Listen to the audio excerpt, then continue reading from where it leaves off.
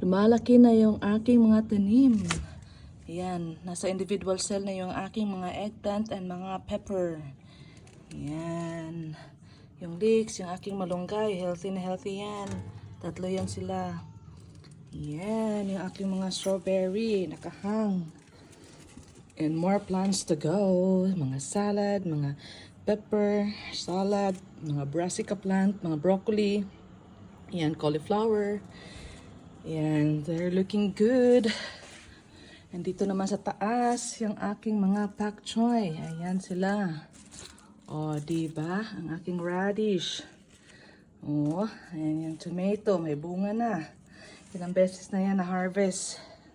Pero, hindi pa to sila mailabas, yung mga brassica ko, dahil nagsusnow pa sa labas. Sobra yung snow sa labas, oh. Ayan. Ang kakapal ng snow.